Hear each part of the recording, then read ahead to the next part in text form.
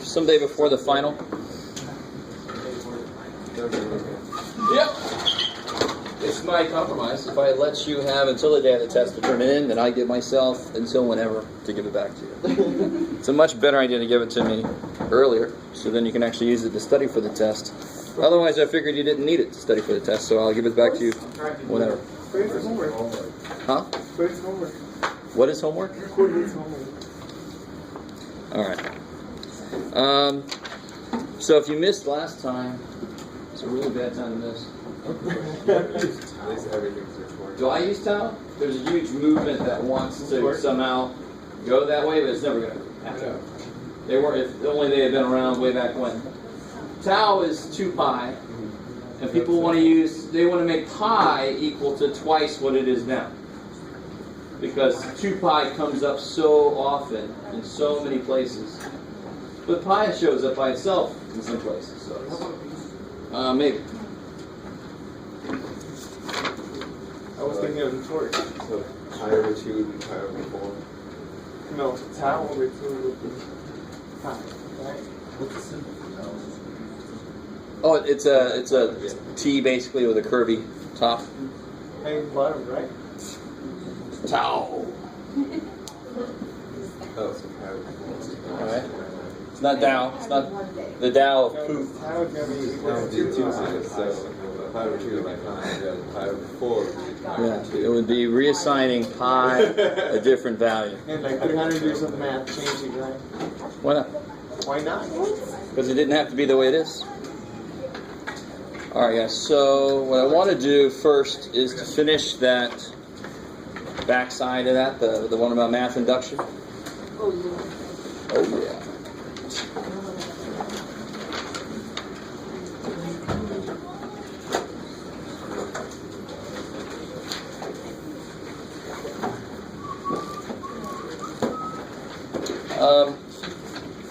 We did number 2 last time, right? Number 1's already worked out on there for you. So let's look at number 3. Number 3.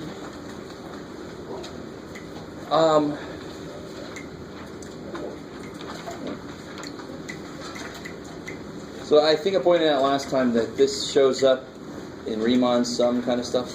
Some of you guys at least humored me and pretended to remember. Some of us might actually remember. How could I write that summation symbol bit a little bit better so it looks like the first couple problems? How could I write this better? What's some of this? What's some of the elements of this? When I is 1, what is it? When I is 1, I get 1. When I is 2, because what's I doing? I goes from 1 to 8. Good. So when I is 2, yes sir. Can you explain what the E symbol means again? Just a refresher. I've seen it before. So this is the Greek letter S, and it stands for sum of blah. So this by itself in math is sort of like a square root symbol just sitting by itself. It doesn't make much sense. It's got to be of something, the sum of something. So if you've taken statistics, you saw this thing all over the damn place. Anybody ever taken stats? You know what I'm talking about then. Right? It's in the formula for standard deviation, it's in the formula for correlations and all kinds of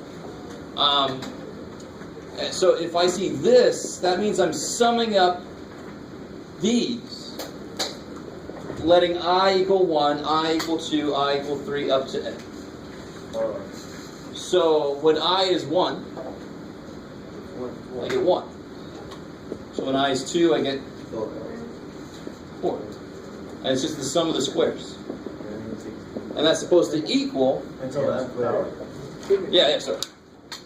Plus n squared. And that's supposed to equal this guy.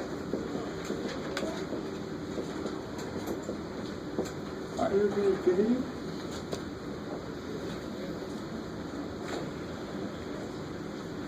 And this is where you have to have a little mathematical faith. I like this problem because you start to lose faith that it's going to work, and you just never do. You apply the process. You don't go, this doesn't look at all what it's supposed to look like. I love that when students come to me and they're like, I looked this up in the solution manual and I got this so far and it doesn't look, you're not done yet. Weird shit's going to happen and then it's going to look like that. So what are the steps here? What's the very first thing I should do? Base case. Because if it doesn't even work for the first thing, then why would I even waste any time? Right? So I got my base case, what we also call S1. And what would S1 be? That would be if n is 1. I squared equals 1. Do what, I'm sorry? 6 equals 1. 6? What happens? 1 equals 1 squared. 1. Right? If S is 1, then I'm going from 1 to 1. So I only get 1. 1 squared. Beautiful. Equals, yeah, 1 times 1 plus 1 times 2 plus 1 over 6. Check. Right, because that's 2 times 3 over 6, which is 1. How we do so far? And that's something that wasn't quite understood last time. I don't blame you because not used to this kind of thing, but it's not a function. It's not, for 2, it's not just going to be 4 equals, so it's going to be 1 plus 4. Every time, this is S2, this is S3, this is S, so forth, right? 1 plus, it always goes 1 plus 4, and then 1 plus 4 plus 9. That would be S3. You guys with me? It's not just a single value. The whole idea of S is it's a sum of things. Now, if I only have one element, sum doesn't make much sense. Add 1 to, okay, I get 1, right? And then the next one's add 1 to 4, and so forth. All right? Yes. So that's my base case, and now, so that's true. So now there's a reason to, and then you could do a few more just to kind of, if you wanted to, and it would work if you did a few more. What's the next thing I want to do then? SK. Yeah, I want to assume SK is true. I desperately hope that you guys understand. I'm not saying that it is true. I'm saying if it was true, then the next one would be true. That's what I'm going to try to prove. Yes, sir. If we ever have to do math induction on like a problem for like a test, do we have to write assume SK is true? Like, is that something we have to show, or can we just write SK? You have to say assume SK is true. Yeah, you have to, because that's a part of what you're doing. Right. Otherwise, it doesn't flow. I don't know where you're getting what from. So I'm going to assume that this statement is true. And what would that statement be?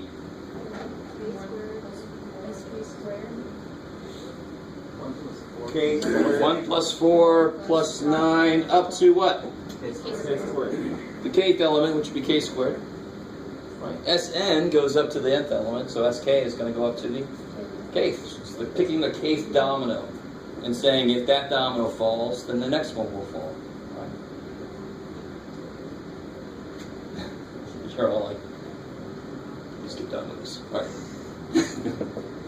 Well, and what's the other side look like? I mean, this is kind of a silly step, and I understand. K times K plus 1 times 2K plus 1 over 6. I think I said last time that as a student, I didn't see the purpose of this, and now I do.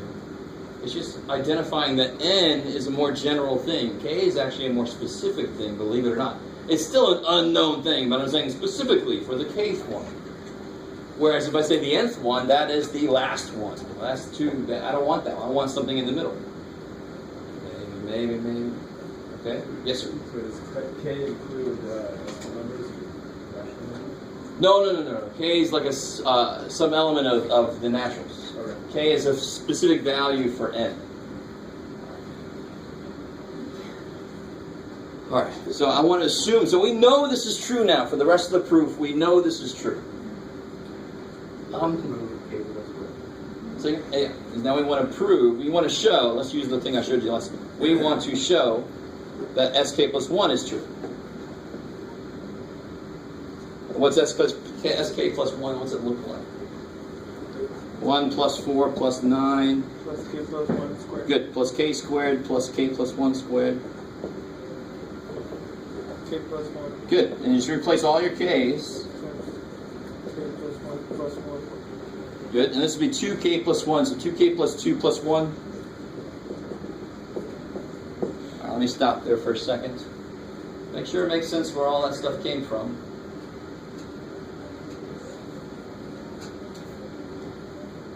All I did was plug a K plus 1 in for K. So you distribute the 2, and that's where the 3 came from.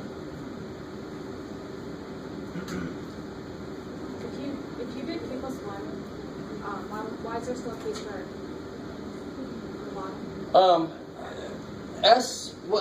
Here's S1, right? There's a 1 here, right? Now, what would S2 look like? 1 plus 4, 5. It would look like 1 plus... There's a 1 still there. What the hell? Well, of course there is, because I just add the next element in, right? So I'm going to have all this from SK plus the K plus 1th element. I like it. Cool. I like that, though. So what's going on is, on this side, I just replace K with K plus 1. That's true. On this side, I include the K plus 1th element. And that captures the form. Because you're looking for the next one, right? Yeah, I'm trying to see what the next one looks like. Yeah. So because K is squared, you square the K plus 1? Everything I use in here gets squared, yes. So the second term has a 4 there. The third term has a 9 there. So the K plus 1th term is going to have a K plus 1 squared there. Okay. Cool. Just following the rules. SK plus 1 follows the rule of this exactly. So what's raised to different power, you can then change it, right? Yeah, I would do whatever it tells me to, yeah. Alright. So I've proven that it works for the first one. Now I'm trying to say, if it's true for one of them, that means that it's true for the next one. So I don't know if this is true. I do know, I've assumed that this is true. And again, I'm not saying it is true. I'm assuming it is and showing what would follow. And you use that in a lot of different arguments. Assuming you're right, then this should happen.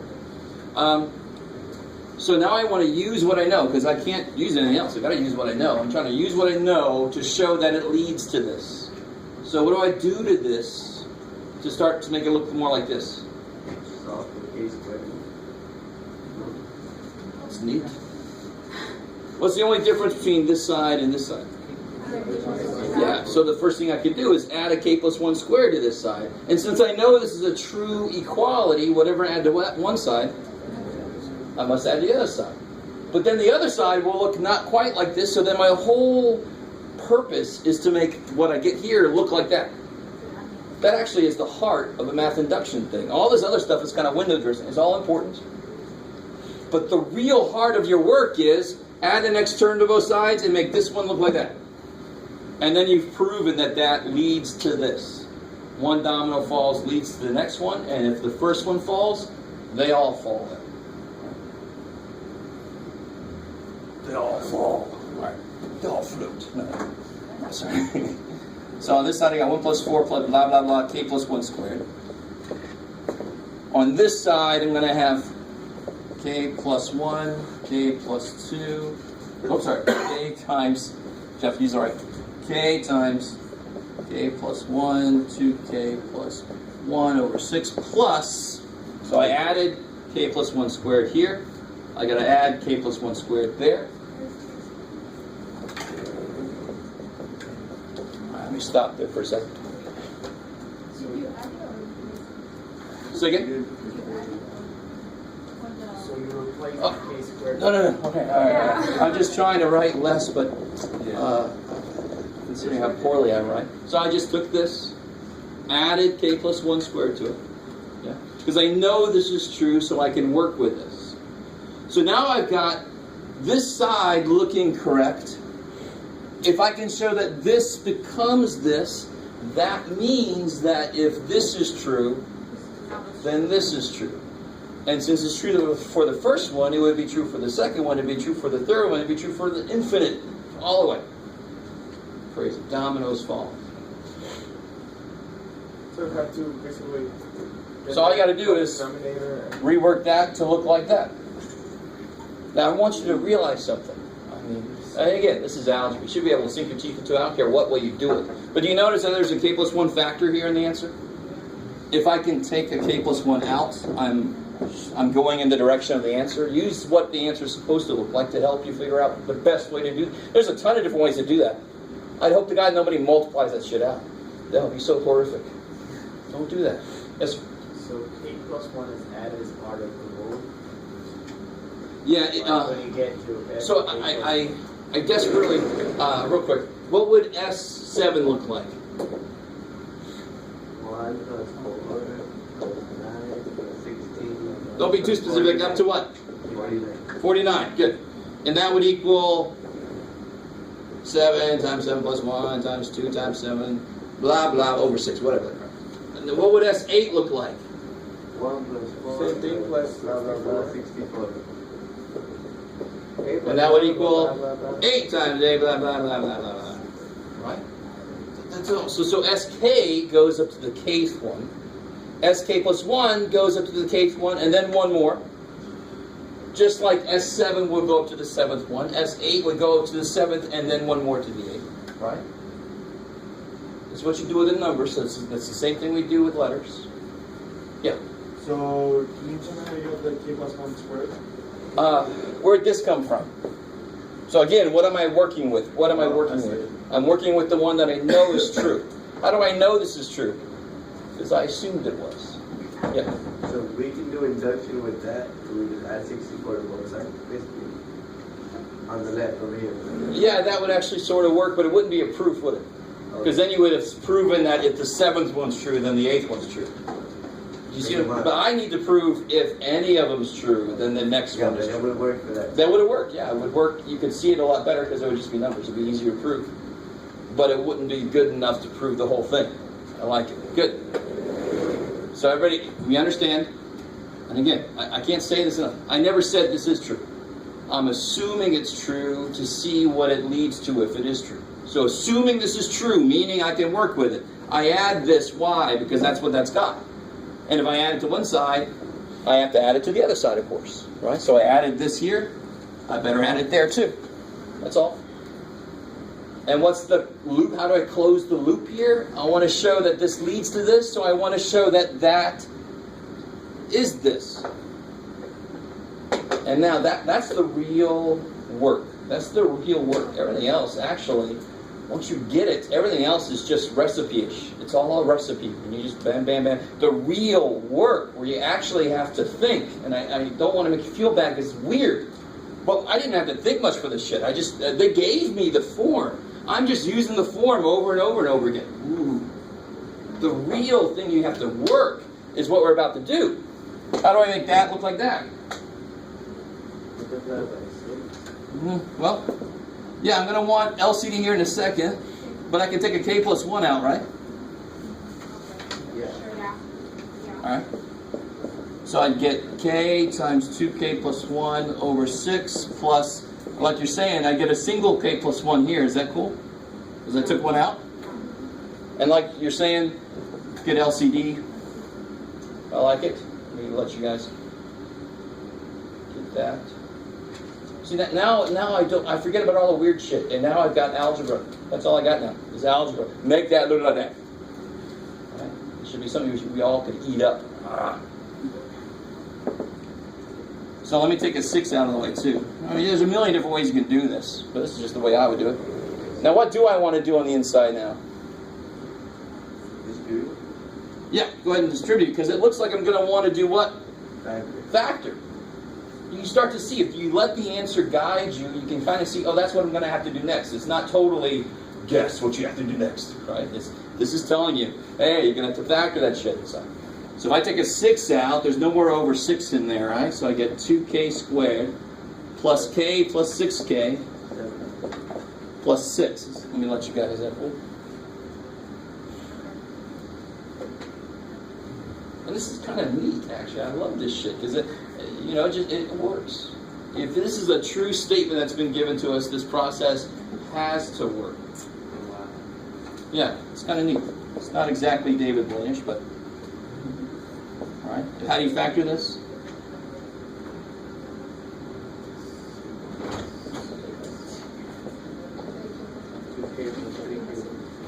Which is exactly what it was supposed to be. So we've shown that if any of the statements are true, the next one must be true. When you couple that with the fact that the first statement is true, they're all true. Because then the second one's true, and the third one's true, and the fourth one's true, and all the way. Dominoes fall. Right. That's not like a rallying cry to close dominoes or something. Oh, that might not be a bad idea. So if this was a test question, what would we do there? We would just say So let's see. 1 plus blah blah blah equals 1 squared equals that. Therefore, Therefore, I can just go back to the beginning. Sum of I equals 1 to n, I squared equals n times n plus 1 times 2n plus 1 over 6. Bam! Because there's two things you need to show for math induction. You don't have to overly state it because it's a very known form. So if I can show this and I can show this, which we just did, then I'm done. Therefore, the original statement is true. How often is it not true? Like, how often can't you prove it? Oh, If you give us a problem, will it be always true? yes. Okay, that's like, But I mean, you gotta understand, going into this, you have to have a really good reason to believe this. And this would be a process just to kind of, stamp it down. So you're like, we know it works for the first 18 billion. But 18 billion is nothing compared to infinity. So let's do this process. I'm pretty sure it's going to work. But, I mean, there could be times when possibly, you come out and that actually tells you, oh shit, I got to tweak something here. So it still tells you something. So, but your question is good because it's very difficult to get this and know it's right, and then before you do the proof, right? So the last problem actually happens more often, and it's more loose. You just have to think that something's less than something else, and that's a lot easier to go into than knowing that something equals something else, right? Yeah. So, what you said when you were a kid doing this, and you said you didn't understand why you had to change the k, is there any problems that, because to me, I was like, why is it even sufficient? This looks like we're going to get the same answer if you kept it as that. So two things real quick, because you just reminded me of something I keep forgetting to say something about. N, I can't, there is no n plus 1. There isn't. It's given to me that this is the statement I'm talking about. So there is no n plus 1. Do you understand? I mean, this is saying that from 1 to n, this is true. It doesn't say anything about beyond n. So that shouldn't enter into the process. So one reason why it makes sense to use k and k plus 1 is I'm saying k is something between 1 and n. So I can't use n again because n defines how long the list is in the first place. So if but on another level, the form wouldn't change. If I did the work, I could still get the answer. But you're missing something about a proof. A proof has to have physical meaning at the same time. So it would lose that. Yeah. The thing I keep forgetting, I almost just, again, forgot to say something, is, I keep forgetting to say this, but when you, that sucks. When you're doing trig sub, I know a lot of us have put it back in their brain. I had way too many people doing this kind of thing, which is bad. If you're like a computer scientist, maybe you can let n equal n plus 1 as a counter, but you can't say that this is an equation. This is not a definition. This is an equation that has certain answers. That's one thing that's bad. And the other thing that's bad is when you get to the end, you're supposed to replace theta with x, but if you do this shit, you're going to have x's and you're going to forget that you had to do that. They're supposed to replace that x with the other x. Yeah, wow. So if you were doing that, don't do that anymore. Thank you.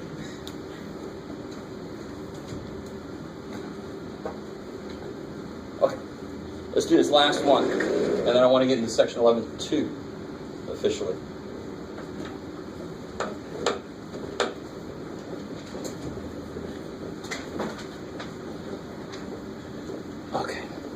Okay, number 4 is definitely a different monster here.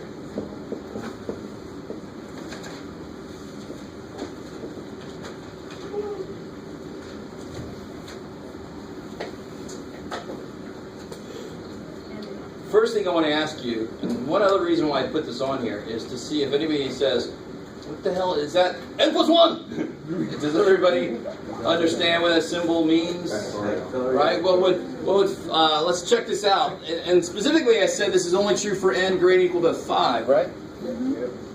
Yeah, so if you tried it for 1, let's see real quick. If we tried it for 1, and it's not saying it's true, so let's see.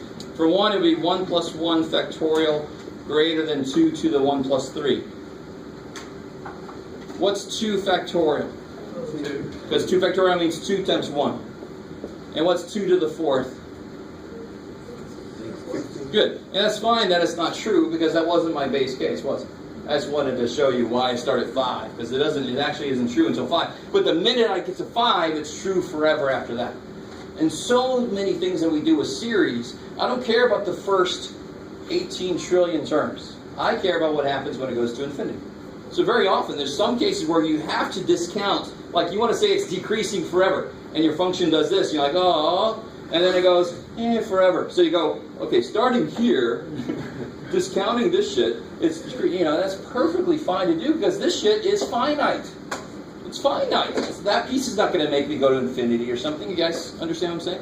So I can discount that first 18 trillion terms, because compared to what, it's decreasing forever after that, so it's like increasing for just a little blip. Millisecond. Alright. What is the official base case? Yeah. So if I put a 5 in there, I get 5 plus 1 factorial is greater than 2 to the 8th. What's 6 factorial going to be? 6 times 9. Yeah. So of course, if you're sitting there very quietly but you don't know what it is, it's just multiply that by the next one down until you get to 1. You can actually extend the idea of factorial to fractions, which we will do. Sure, maybe we'll do it. We'll see. Can't remember now. Well, what is that? 720. And what's 2 to the 8th? 2. And that's true. Yay! Alright. That's the base case. And if you wanted to, you could do more, but that's all you got to do officially. Yes, sir? I didn't get enough more than you got 6 factorial. Okay, that's what I was talking about. So 4 factorial is 4 times 3 times 2 times 1. That's what that symbol means. And real quick, while I'm on this, because some of you guys might see this not too far in the future, this means added up, right? So if this was like x equals 1 to 3, that would be 1 plus 2 plus 3 or something. Ooh. Right? This giant pi symbol means multiply it. So if it was 1 to 3, it would be 1 times 2 times 3. So that's repeated multiplication, whereas this is repeated summing. So it's like factorial? Not really, because I can define this to be like sine x. This could be any function. Okay. It doesn't have to be n plus 1, n minus 1. It doesn't have to go like that. It could follow this function. That was my question. Yes, good. All right. It could be anything. I can put anything I want to here. So I can put anything I want to there, same way. You just multiply them. So the factorial won't work with equation? Factorial is kind of like a special version of this, right? Like this would be 3 factorial if I took the sign back out, right? This is a subset of this. This goes beyond that. This is that's cube. That's cube factorial. We'll look at That's what I it. was trying to say. What's that? Factorial won't work with functions. That's what I was trying to say. Not exactly. No, they basically. Well, again, you can expand the idea of them, but this is a lot more flexible with how you define it. That's enough of that. All right. So this one's weird. This one's very strange because now I can't do it exactly the same way we did before. It's an inequality, so those normally are handled in a slightly different way. But what is the steps actually don't really change. It's just how I prove that last crucial step might change a little bit. What's the next step? It's the same as always. Yeah, assume SK is true. Man, I feel bad if you weren't here last time. I don't know how you feel at the moment. So assume SK is true. And what's that look like?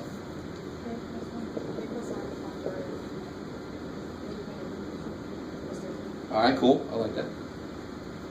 And we want to show. Would it be k plus 2? Not yet. Not yet. Yeah, we want to show sk plus 1 is true. Oh, yes. Okay. And what's sk plus 1 look like?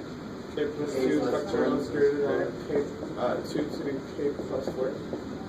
I like it. This is like when you write this is our goal, right? That's our goal. That's writing. That WWTS normally means that's where you want to end up at the end of the proof. So you can never use that directly because you don't know if it's true yet. I can only use the one that I know is true. Now here's where things get interesting, and this is like the next level of factorials. We still look to say, how is this different from that? But you'll notice it's not like add something and make it the same. How is this different from that? What is k plus 2 factorial? K plus 2 plus K plus 1. K plus 2 times K plus 1 times K minus 1. So I'll just put a factorial there because it's going to keep going forever, isn't it? You see that? Factorials, you can always pull off so many of the first ones, as many as you want to. And why do I want to stop there? Because now I know what to do to this guy. What's he missing? A factor of K plus 2. Good. So I multiply. So I take this dude that I know is true, and I multiply both sides of him by K plus 2. Why do I know I can do that with this inequality and nothing's going to freak out? Yeah, why do I know that it's okay? If K plus 2 is negative, oh shit, I gotta flip the sign and shit, and there were 2 cases and all that kind of weird shit. Yeah, because I know K is a part of N, and N can't be anything less than 5. So I know I'm golden there, right? Let me say that again. I just multiplied both sides of an inequality by something I don't know. You normally can't do that, because if it's negative, you have to flip the sign. But K does what N does. It goes from 5 up to N. So there's no way K plus 2 is negative. I don't have to worry about the sign switching. I'm golden. All right. Most of you guys are like, I had no idea there's a problem. So what is K plus 2 times K plus 1 factorial? No, come on. K plus 2 factorial. Exactly. Right, what's 7 times 6 factorial? 7 factorial. Right. That's why you can go both ways. You can pull one off or you can put it back in. And that's going to be greater than now. What do you think I want to do here? Now, do you notice, again, look at the answer. Look where you want to be. Look at your goal. Do you guys see how that's going to do what I wanted to do if I just do one little thing? No. That would be going backwards. What is this? How are these different? How are these different? Power of 1. Be more specific. Power of 1. What is power of 1 of what? So it's a multiple of 2. This is one more 2 on it. Look at what I just did. Right? So if I distribute this, and again, this is an inequality. So all I got to show, we want to show this thing, I don't like the word shit, sorry, is bigger than that thing. So here's where things get a little interesting, because the inequality has more flexibility. If I distribute, I get this weird-ass thing that I don't give a shit about. Plus, what's this? 2 to K plus 3. 2 to the, no. K plus 4. K plus 4. You add powers, right? So, what's true about this guy? Smaller than... No, come on. No. You're overthinking. Is it bigger than 0? Yeah. Yes. So then this is bigger than this by itself. Let me let that soak in.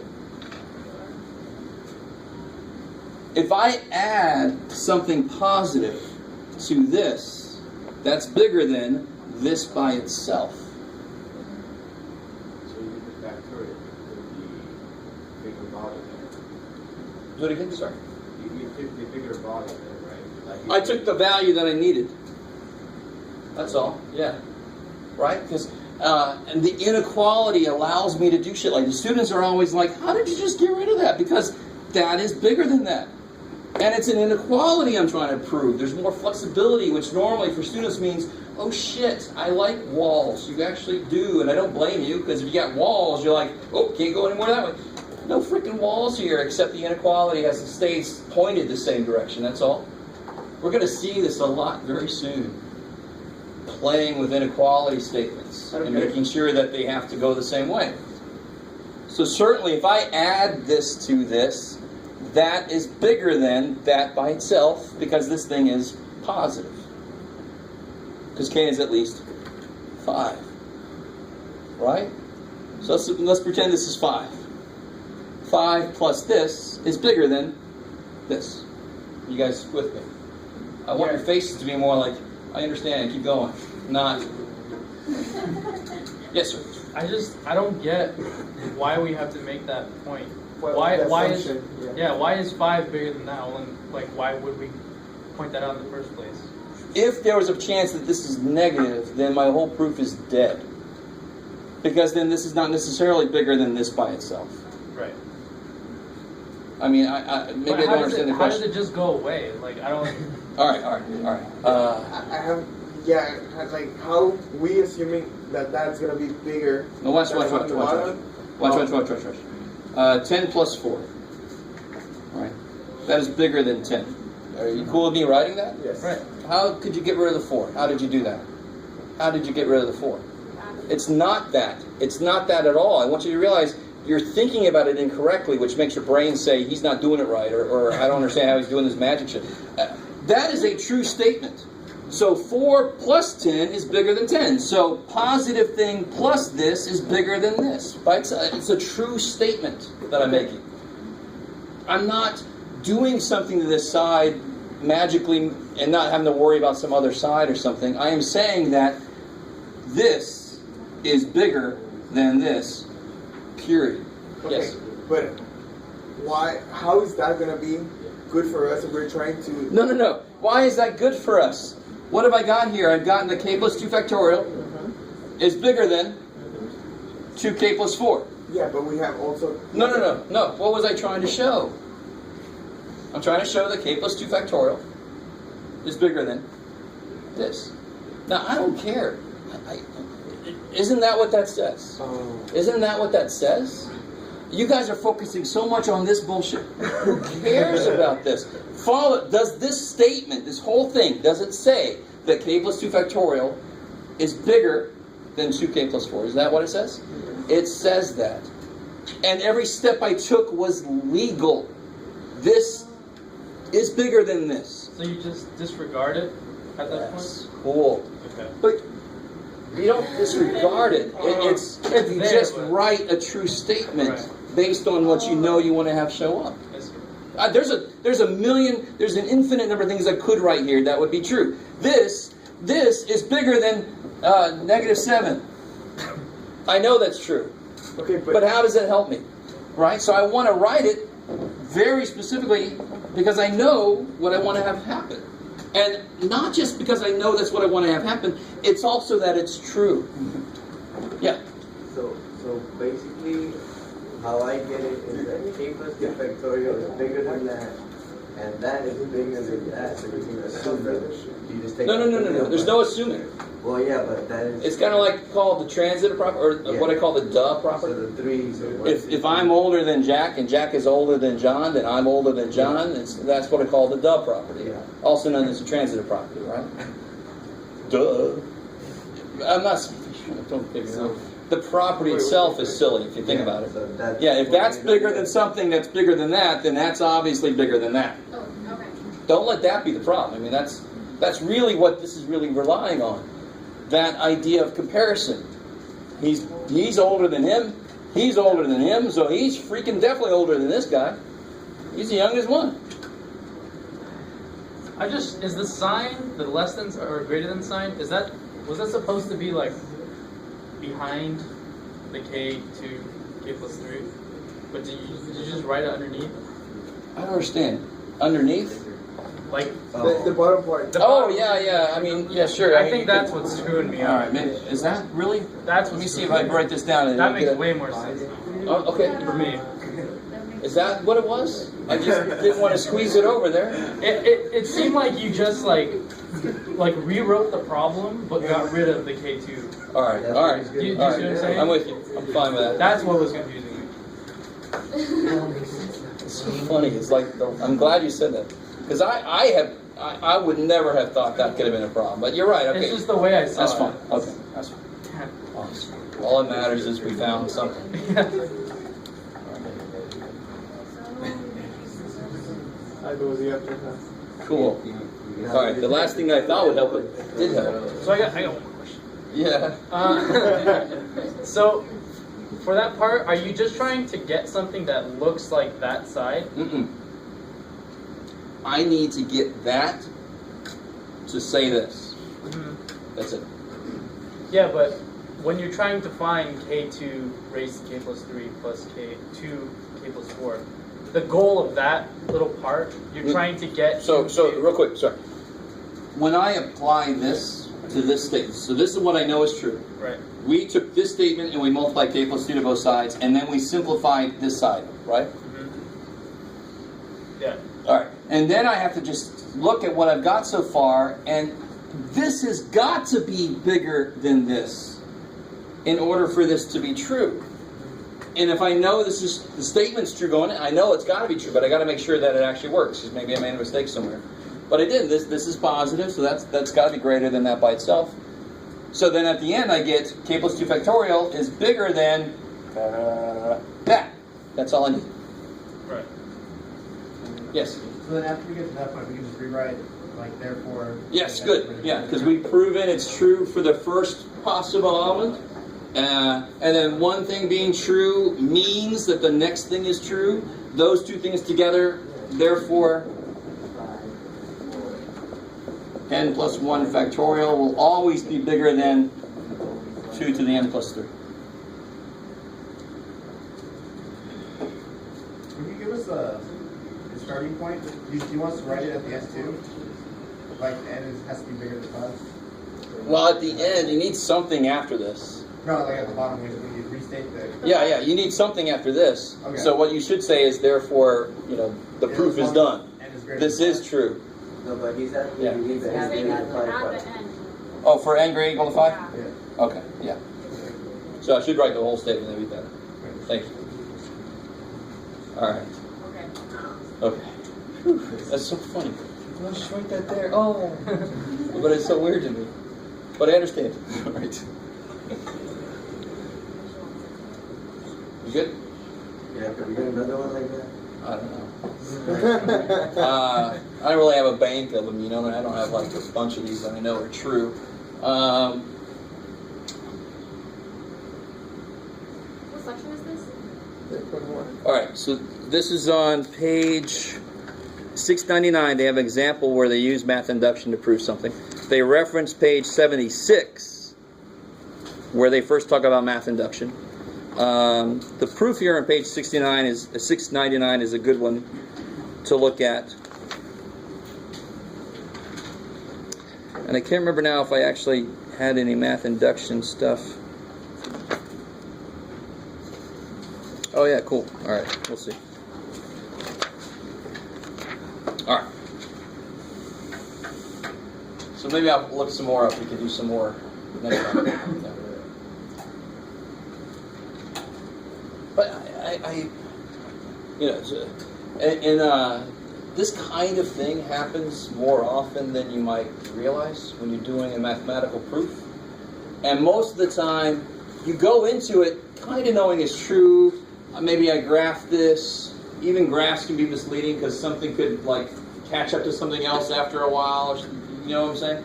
So you go in knowing pretty well it's true. And if it's true, it makes what you're working on right? It just makes everything just click, click, click, click, click, and you're like, oh, please be true. So then you use math induction to show this. And then when you got this in somewhere that's ugly, working with factorials is actually kind of difficult. I mean, derivatives of this thing, forget about it. So if I can replace this, because my problem is all about it being bigger than so, I can replace that with this to make it smaller. And then I can work with that statement. And that's a lot easier to work with. I mean, I'm trying to show you a case where this math induction would actually help you in something you're doing. Okay. Enough of that. All right. It's just one of the things I like the most. That's all. Okay. So now I want to get into 11.2 proper. Let me give you this here. Looking at the handouts. I actually stole these from Mike Lyons and then just modified them a little bit. Well, he gave them to me, I should say. Who gave it to you? Hacked into his computer.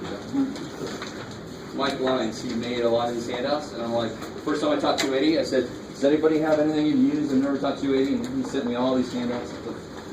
Yes. You didn't use these last semester. I don't remember seeing them. What's up? I took his class last semester. I don't remember seeing them. Oh, you didn't use these? Oh. You used like a packet, but not like. Oh, okay. He's probably, this is like 7 years ago, I think, the first time I taught. Don't know, he's evolved. Yeah, Pokemon or what? Yeah, exactly. He's Pokemon.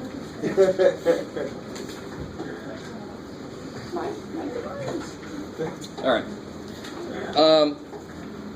So here we go. I've already been saying this because that's the most important thing, the hardest thing for students to get down. Because we're going to learn a lot of different ways to tell if a series converges. Now, I said this last time, but think about it. What's the main difference between a series and a sequence? Yeah, I like it. Series adds them all up. So a sequence is numbers in a list. So for it to converge is relatively easy. You just got to say the numbers in the list, do they look like they're going to 3 or 0 or something? Right? That's all. Or 18 billion. If it goes to 18 billion, it converges. It's just something finite. Or they have to agree on something, right? For a series to convert, a series is adding up every single element in a sequence. And that fact makes it much more difficult for a series to converge, right? Because now you're not just looking at individual elements going to something, you're looking at, okay, take what I've got so far and add the next one, and then add the next one, and then add the next one. You kind of with me? So one thing that gets people down, and I might as well jump ahead to this, is just because the terms in a sequence go to 0 does not mean that the sum of those things will converge. It doesn't. But, now think about it. And that's another thing. That's a huge thing. You can't just say, if I said prove that this converges. This is where we're going here. Prove this converges. Right? This could be a question that you would have in your very near future.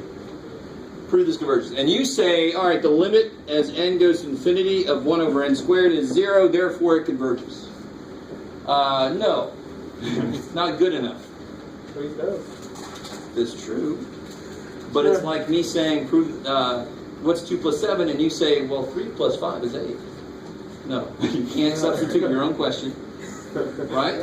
So my question was, does this converge? And you answered by saying, well, the sequence converges. And I'm like, that's not good enough. Because what have we looked at so far? Now this does converge, but this is nowhere near enough of a proof that it does. Remember this sum? What does this sum do? We looked at this sum before. It goes to 190.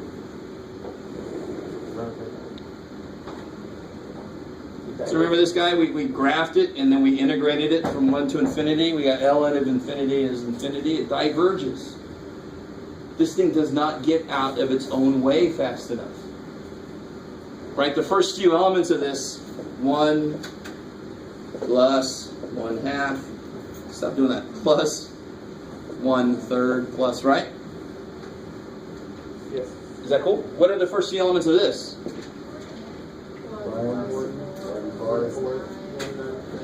Do you see how this gets out of its own way fast enough? This is 1 plus 0.25 plus 0.111111 plus blah blah. Whereas, and look at this. This has 1/2 and 1/3 and then 1/4. It's got more shit in the middle. And then it's got 1/5, 1/6, 1/7, 1/8, and then 1/9. It's got a lot more stuff in it that it's adding in, and that ends up pushing it to infinity. Whereas if I just do these, the perfect square denominators, it actually goes to a finite number. It converges. So just, now, let me say this the other way around. In order for a series to possibly converge, the limit of its terms must be 0. Let me show you an example. Let me just do it like this. I got an example on the paper sort of like this. Now, what's the limit of this? Yeah, the limit is 1. So eventually, this becomes sort of like adding 1 forever. What will that go to if you add 1 forever? That is the basic definition of infinity, right? It's a great new word. I like that. Infinity. Do you guys understand what I'm trying to say? So if this is actually called the test for divergence. Notice how I'm talking real slow. That means this is important. The test for divergence is if the limit is not 0, that thing has no chance. You'll be adding up some finite number forever. That will go to infinity. I don't care how small the number is. So if you add up 1 over 18 trillion to the 18 trillion power forever, that's a damn small number. For most of us it's 0, but mathematically it's not. If you add that forever, that's infinity, right? If you add anything over 0 forever, it's infinity. So what must happen for this to have a chance to converge is the limit of this must be 0. Students hear that and they go, oh, if the limit's 0, I'm done. No. If the limit is 0, you go, oh shit, there's more to do. Right? If the limit is 0, oh shit, you got to do more. If the limit is not 0, oh cool, I'm done. It diverges. You got to look at it the right way. If the limit is not 0, the limit of this, what's the limit of this here? 1. Not equal to 0, divergent. Right? Stupid movie. I'm going to think about that damn movie every time I say that. You guys with me? I'm done. Yay! The limit not being 0 is a nice, awesome thing. The limit is 0. Shit. Limit is 0. Shit. I got to do something else. We haven't learned anything else yet, but I've got to apply some kind of test that we will learn. Maybe. So be really careful about that. Yes, ma'am. Is there a test for convergence? Totally. There's many. And they're spread all throughout chapter 11. We're not quite there yet. Yeah. All right, let me take a step back. I actually just spoke about the last piece of this, because it is really, really important, and I was sort of talking about it already, so I just talked about the last piece, so you can look at those. The theorems. And part of it is because people don't understand if-then statements. So listen, guys, if I said, if you make an A in this class, then I will buy you a car. Okay, that'd be a little bit tough. Now, if he doesn't make an A in the class, what can you say?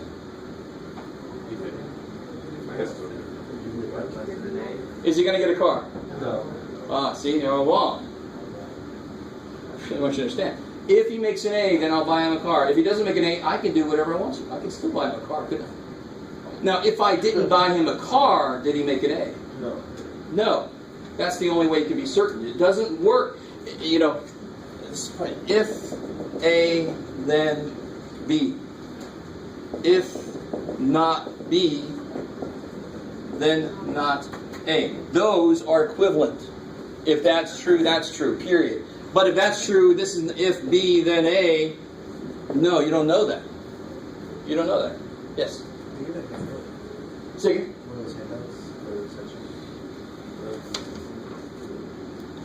This one.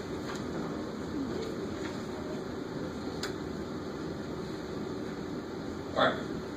So, the theorem, if you'll notice, it says, if the series converges, then the limit is 0. Now, so if the series converges, then the limit is 0.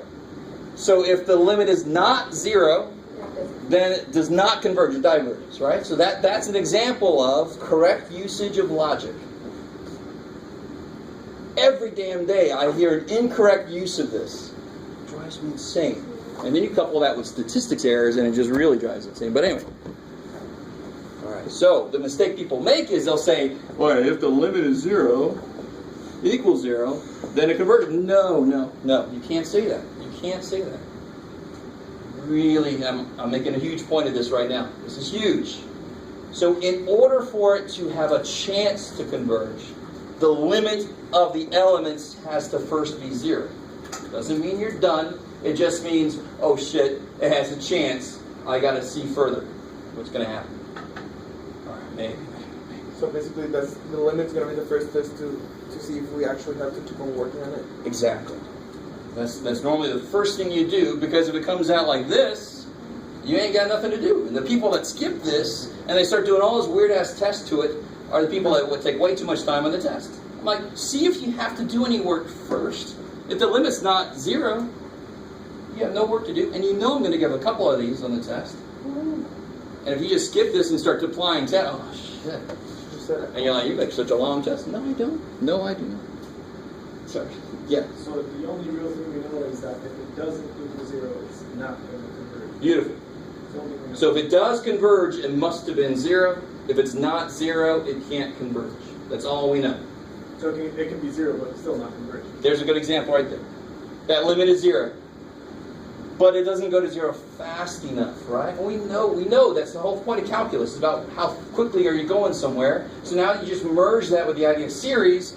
This sum can only converge if the elements are going to 0 fast enough. So it has to go to 0 to have a chance, and then a lot of the tests, or several of the tests, are looking at the rate. How quickly is it doing that? Because that would determine, is it going to 0 fast enough? Does that make sense? All right? All right, so let's take a step back up. It's a little bit ahead of us. Because the first thing we got to do is the real basics. So you can read through this definition here. But basically the partial sum is taking an infinite series and only going up to the whatever term. Right, the nth term in this case. So this would be, how do I say this? Like this. So if I have an infinite series like that, so an by itself would be the sequence. This makes it become a series now. Is that cool? Because now I'm adding up the elements. Sn will be just the sum. Oh, I love the way I did it. Now, do you notice? This is good. I'm glad I did this. This little guy here, that little guy there is the dummy variable, right? He's the guy that's going to run from 1 to n. But he needs to be there because it has to take on all the values of 1 to n. And it kind of jives with the use of k earlier in math induction, right? K is something between 1 and n. Sort of. All right, no reaction like that there. So one of the first things we do with this is to look at concrete examples. If we can write a series, how do I say this? A sequence of partial sums. So let's do the first example together. And we already know what this thing does, but let's analyze it like this. So write a few sequence elements like we did earlier. So that would be 1 plus 1/2 plus 1/3 plus 1/4 plus 1/5. That's plenty. What kind of sucks about this is not math induction, but we use the letter S for sum anyway. So like we use the letter S for statements with math induction. So S1 just means the first sum. The sum of the first number all the way to the first number. And what would that be? 1. All right, we've got one number to add up. Awesome. I'm done the minute you say it. What's S2 going to be? 3 over 2. Yeah, good. 3 over 2. And it's slightly better to keep it as a ratio. And also, it's most of the time better to not reduce your answer. Because the thing we're going to try to do after we get 5 of these written is we're going to try to write a general form for the nth partial sum. Like we did the other day. Trying to write an nth term of a sequence. Right? If we can do that, then we can apply a limit to see if the sum actually converges or not. Okay, what about S3?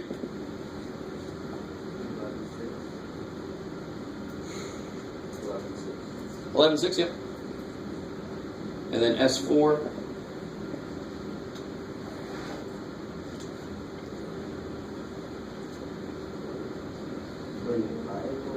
Yep. Good, 25 twelfths. Is everybody with me here? So S2 would just be the sum of those two. S3 is the sum of the first three. S4 is the sum of the first four. And then S5.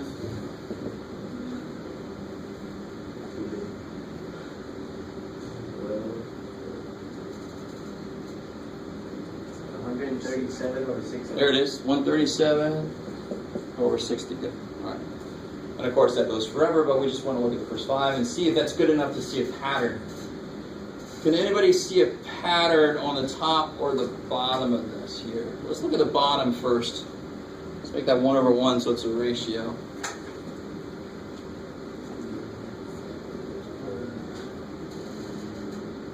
Is that? No, is it? No. Yeah, it is. It is reduced. I did the same thing. I kind of did my LCD. But if you take this back up to 50 over 24, you guys kind of with me? If you do not the LCD, because it was 6 and 4 in the bottom at that point, right? Right, it was 11 sixths plus 1/4. So if you keep it as 24, why is that special? Because does anybody know what that number is based on something we talked about earlier?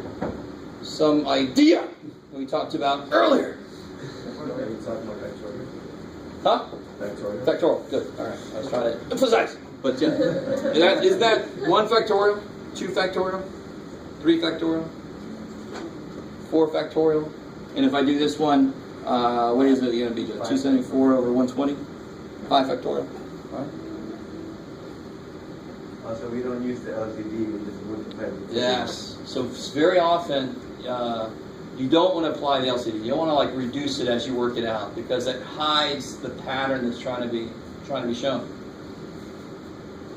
Now, I'm not saying that you can do this for everyone. The bottom I can get a pattern for.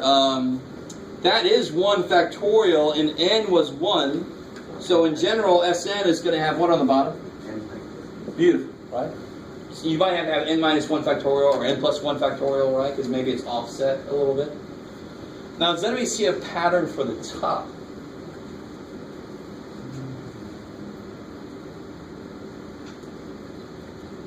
You're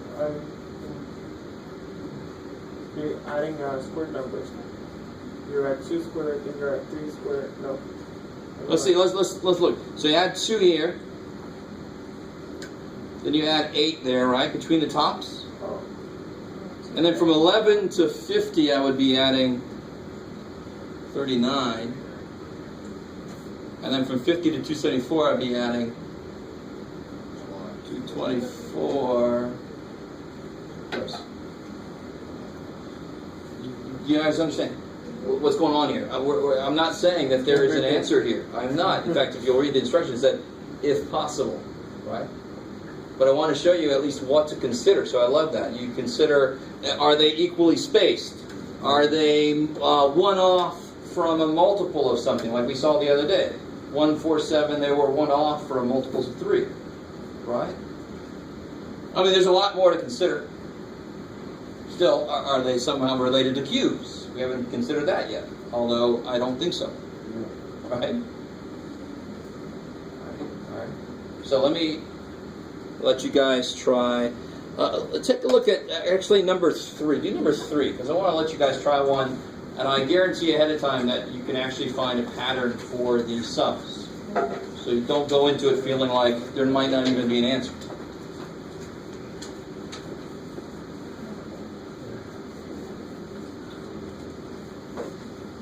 I can't remember who tries to do this.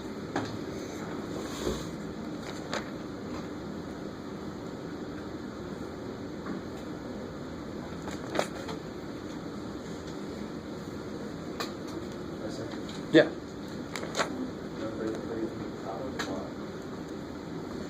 Oh, I'm sorry, from the very top. The one that's 1 over 2 to the n minus 1 over 2 to the n plus 1.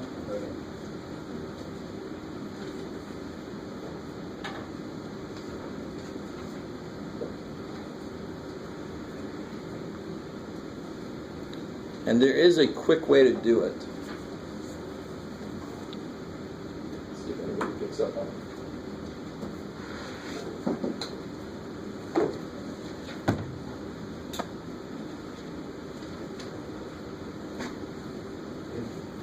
Is the trick that it's just the first term? Not quite. but the first term does come up in every single element, unlike the other pieces. Here's a little hint. Write the subtraction for an element, but don't actually do the subtraction.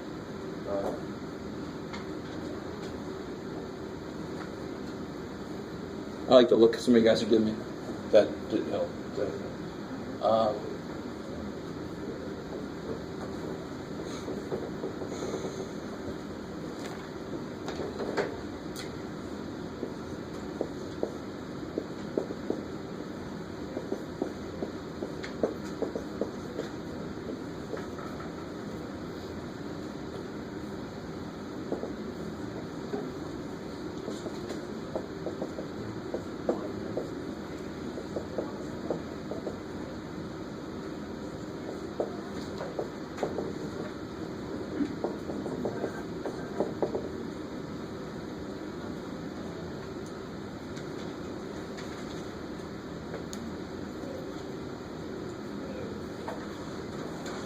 The answer is this question.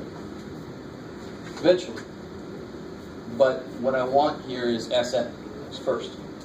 Right? I want to know what Sn is.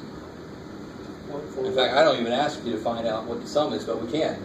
We can write Sn and we can then attack it with a limit and find out what the sum is. But it says find first the first 5 sums. Exactly. So what's S1? 140. Good. S1 is the first term. You guys see what I'm doing here? That's the first term. This is A1. This is A2. I just didn't do the subtraction. And do you see why I didn't? Because now when I add this to this, these cancel. So I get 1/2 minus 1/8.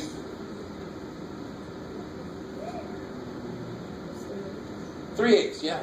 Okay.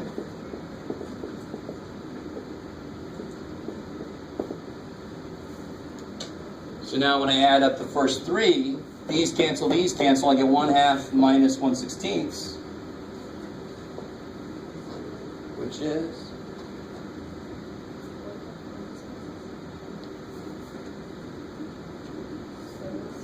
what's 1/2 minus 1/16? Yeah, 8/16 minus 1/16, 7/16. Does anybody need to use that anymore to figure out what the next one is? If you do, you can. If that was 2/4, that'd be 1/2. If that was 4/8, that'd be 1/2. If that was 8/16, that would be 1/2. Yeah, and the bottoms are all 2 squared, 2 cubed, 2 4, so 2 to the 5th. And 15, because one more on the top of them, they get 1/2. That's the pattern, right? So what's Sn? I know I said the first 5, but if we write Sn, that's the first n of them. That's plenty. What's Sn going to be? How does this relate to... N squared minus 1. Not quite. Careful. Remember, this is always 1 less than the thing that'll make it 1/2, right? 2n minus So this would be like 2 minus 1 over 2 squared. This is 4 minus 1, which is 2 squared minus 1 over 2 cubed, right? You guys see that? 2n minus 1 over 2. That's the kind of thing you're looking for. Is it 1 off from something? Yes, it's always 1 off from the next lower power. So whatever this was is actually 1 less than that. You see it? So is it always just one pattern, or would you multiple patterns to get it right? If I didn't give you enough elements to something, there might be. But normally the first 5 of a specific summation, well, there'll only be one I was possibility. leaning towards a different way that's a lot more complicated. Dude. I don't think, well, you can show me after, but I don't want to necessarily get into it right now. But your way might be right. What are you thinking about? The difference between the two of them is just multiplying by 2. Oh, so that if you The top subtract and the bottom is 2, and then between the next S3 and S2 is 4, and then between S4 and S3 is 8. what kind of sequence would you end up with, though? That That's what I was saying, it's more complicated. it would be what kind of sequence, though? What's that word? Recursive. So yes, there could be a way to write. There definitely is a way to write this recursively. I agree with you. But recursive formulas are always not just more difficult, but sometimes impossible to work with, as far as going further. You with me? So unless I specifically ask for a recursive formula, you shouldn't even try to do it that way. Because if I don't say to do it that way, I'm trying to save you. from doing it that way, right? Is everybody cool with that? You can actually think recursively. How do I get from there to there from there? How do I get from there to there from there? But that's recursive, and that's not normally useful. So let's see. What do we got here then? The second term. So there's this 2 and 2 is the same, but at the bottom it's 3. So in general, it's going to be 2 to the n because it's the same over 2. N plus 1. Kick ass. Now, I didn't ask for this in the first part, but if I did want to know what that sum was, since Sn is the sum up until the nth one, I'm only missing up to infinity. That's all I'm missing. So we know how to do that. How do you get up to infinity? Not induction. No, thank God. Yeah, take a limit. Let n go to infinity. If you want to go to infinity, let them go to infinity. So, does anybody have any suggestions on how to do that? This is really set up nicely. How many terms are on the bottom? 1. So what can I do with the 2 terms on the top? Split them. So I have 2 to the n over 2 to the n plus 1. That reduces nicely, doesn't it? How many 2's cancel? N of them? Right? Well, not the question. There you go. So I have 1/2. I got the limit as n goes to infinity of 1/2. Minus 0. And of course that goes to 0, so it's 1/2. Right? Raphael's back there saying, I'm so happy you could catch up. But that was a beautiful observation. And it's always 1/2 minus a smaller and smaller and smaller thing. So it's kind of nice that the general form of the partial sums captured that. It's always 1/2 minus a smaller and smaller and smaller thing. I like it. So these sums, and notice they are getting closer and closer and closer to 1/2. This is 1/32 off from 1/2, which is closer than 1/16 from 1/2. Right? It's very nice. Everything kind of comes back together. I like it. We sort of looked at number 2 already. I want to get to the geometric stuff. Where's number 2? I'll let you guys do number 2 if you want to. I'm going to talk about geometric stuff.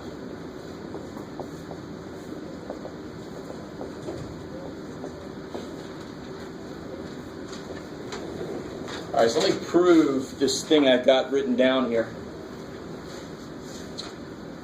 So the basic idea of geometric series is you keep multiplying by some number, the same number over and over. So the geometric sequence would be something like 1, 3, 9, 27. I keep multiplying by 3. Right? So the general idea is I start at some number a, and the next term would be a times some number. We call it r for ratio, common ratio. And then I multiply by r again, and then I multiply by r again, and then multiply by r again. Forever. Right? Let me pull a note here, because a lot of times people don't even see this. I want to make sure you guys have seen this at some point in your math existence. Have you ever been shown how to write something like 0.3434 repeating as a fraction?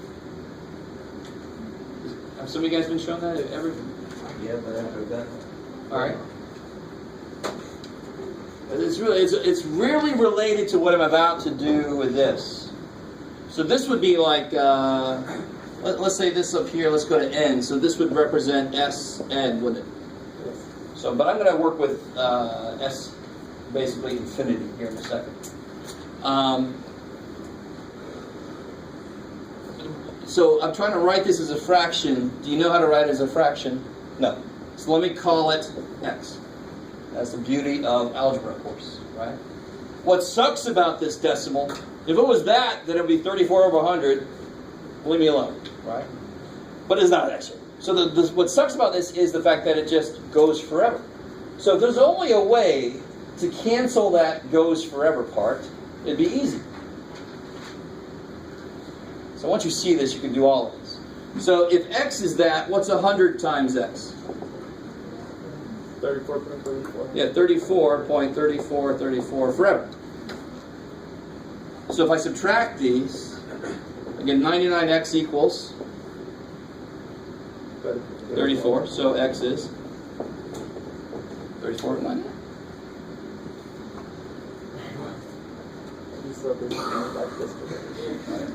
So if the repeat is 3 decimals, you'd multiply by 1,000. If it was only 1 decimal place, you'd multiply by 10, right? You guys with me? What's the matter? The repeat is 2, so it's 100. Right? Yeah, so if I move the decimal twice, which how do I do that? I multiply by 100, so I got to multiply both sides by 100. That moved it over twice. If I subtract these two now, the infinite piece goes away.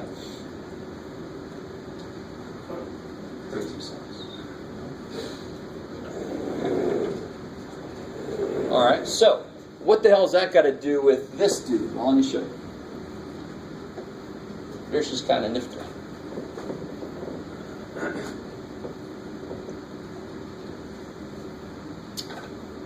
I think the book proves something about the partial sums, so I'll let you guys. I don't think it does what I'm about to do.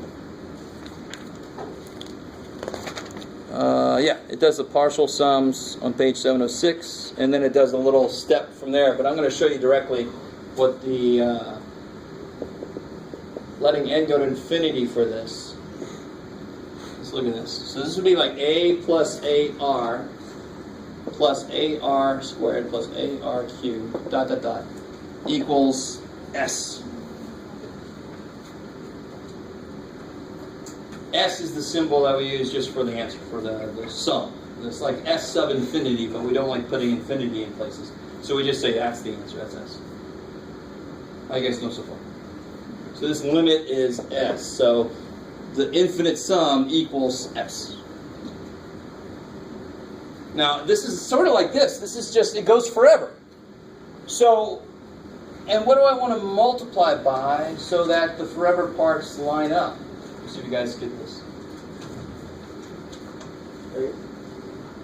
No, A would suck because then there would be no like terms. I want to multiply each piece so that the result has a like term to go with. So if I multiply by R,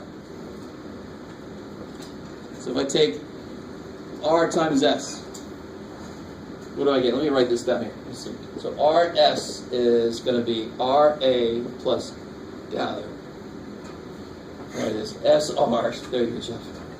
AR plus AR squared plus AR cubed plus da da da forever. So you can take that on. And so if I write underneath it, what S is, A plus AR squared plus da da da forever. What's the difference between those two?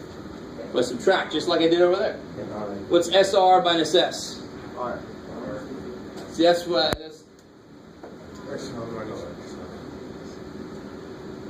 That's SR minus S. So it's S times R minus 1. How's that? Right? Equals, everything cancels except A. What? Everything else cancels. If I subtract I'm subtracting, right? Just like I did over there. So all this stuff cancels except for A. That A is like the 34 here, right? It's a piece that kind of moved off by itself. A over R minus 1. Yeah, so S equals A over R minus 1. And this is huge. I put this in bold and bigger font on the paper. What has to be true is R has got to be, absolute value of R has got to be less than 1.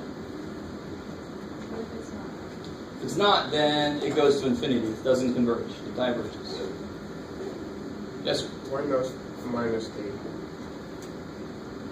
What's that? Oh, sorry, yeah, you're right. So it's minus A.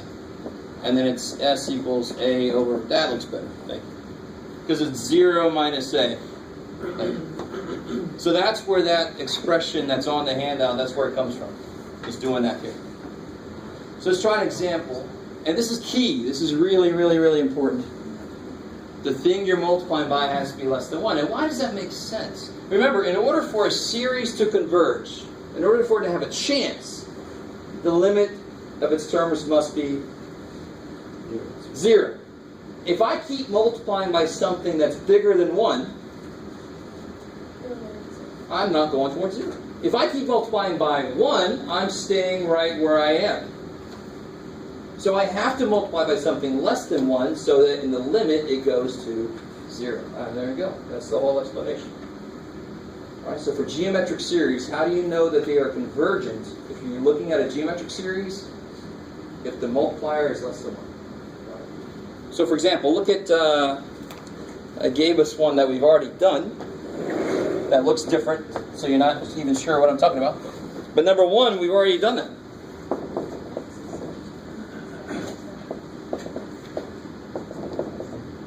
How do I write it? Screw. One thing to realize with these kind of series, geometric series are pretty much always going to be, like this is going to be AR to the nth power here and forever after, right? So it's always going to be somehow related to the nth power of something. How could I rewrite this so it's something to the nth power? 10 to the negative 1. No, you don't have to do all that.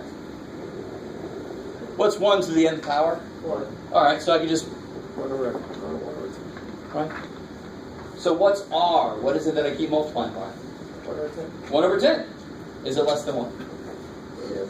Yes, R is 1/10 less than 1. I know it converges. If that was the only question, then I can stop there. I know it converges. But my question, hopefully, if I remember to do, yay, if it's convergent, find its sum. So then we just got to use this dinky little A over 1 minus R. So the important thing is A is the, let me see, how do I say this? Let me show you very specifically here. So, Like a break, right? remember this little evilness here? We talked about the n minus 1 thing because they started at 1? Yeah, okay. So A is the first term in the sequence. So if I wrote the sequence out, if n is 1, what do I get for the first term? A plus, right? So A is the first term in the sequence. If you think about that, that's the easiest way to figure out what A is. So you can't just say A is 1 here. What would the first term in the sequence be? 1/10. 1/10.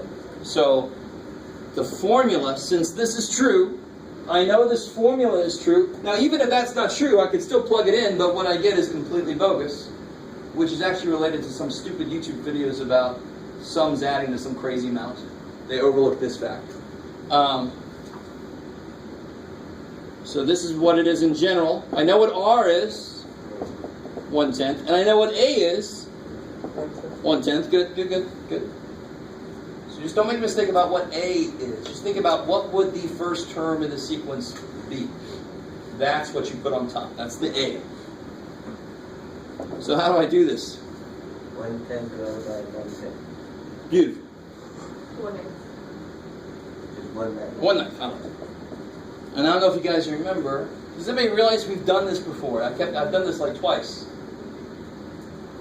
So what are the terms in the sequence? 1/10, right, which is 0.1. That's point. And then what's the next term? 0.01. 1/10 squared, Or 0.00. which is 0.01. Remember this guy? This is the first guy I did. And of course it's 0.111111, which is 1/9. Right? Because it's 1/3 of 1/3. It's 1/3 of 0.333333.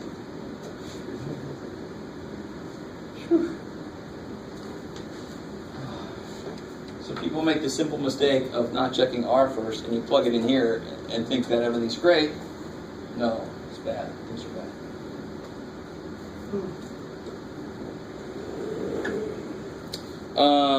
So you guys try number 2. I'm just letting you know that there's a weird thing about it. Yeah. How did you know what R was? Oh, what do I? Since this is 1/10 to the n, whatever's being raised to the n is what R is, because that's what I keep multiplying by, right? 1/10 squared, 1/10 cubed. I keep multiplying by another factor of 1/10. So, and you can see it here. It's the thing that keeps. It's whatever's being raised to the changing power. That's R. Cool. So if you have a 1, you can always pull it on the very outside. Suck that 1 in. Yeah. I just missed the part how A is negative there, where S. Oh yeah, because this is this minus this, so there's nothing here. This is 0 minus A. It's negative A. Oh, Yeah. okay. I should have subtracted the other way, but I wasn't thinking. Yeah.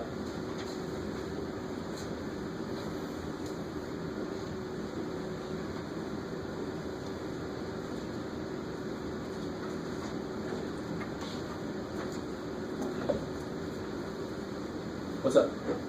Do you have a... Hold on to it if I think you got it. Don't say it. No, I have a question. Oh. What's the question? If you know it's n plus 1 over n, how do you make it into 1n?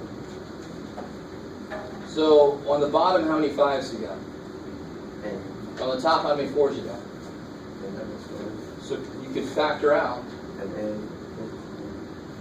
How many extra 4s do you have? 1. So, you can take a 4. It's an infinite sum, so I can factor a 4 out of all those infinite terms and put it out front of the summation symbol. Just like you can take a 4 out of an integral, and you can take a 4 out of a sum for the exact same reason. So the first step on that problem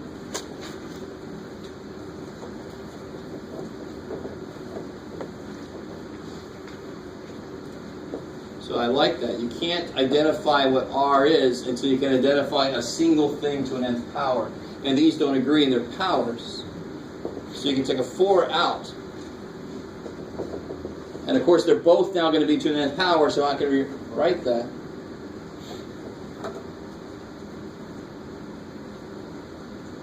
You guys see that? Is that an answer? I like that. You see it go ding. Yeah. Can you show that with numbers, like without the letters? Like how can you do that? What do you mean? Like if the n were numbers, how do you figure out the 4? Alright, so if it was 4 to the 7th over 5 to the 6th, this is 4 times 4 to the 6th over 5 to the 6th. Okay. Yeah, alright. Try not to point out how it shouldn't happen. But there you go. There it is. I tried it, I failed.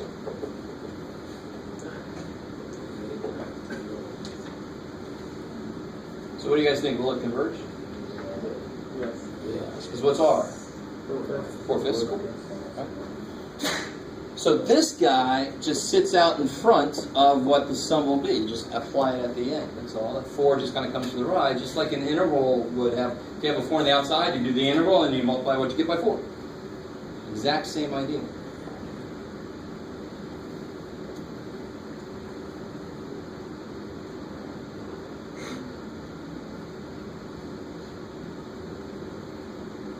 Oh, what were the limits on this thing?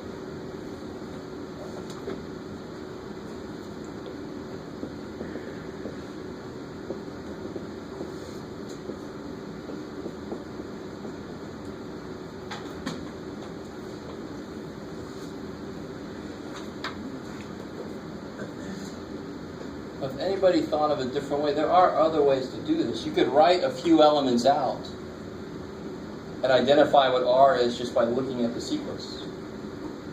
And you can also see the first term. But if you take a 4 out, what would the first term here be? 4/5. Yeah, the first term here is 4/5. Now if you don't take a 4 out, the first term here would be 16/5. But you've got to pick one way or the other.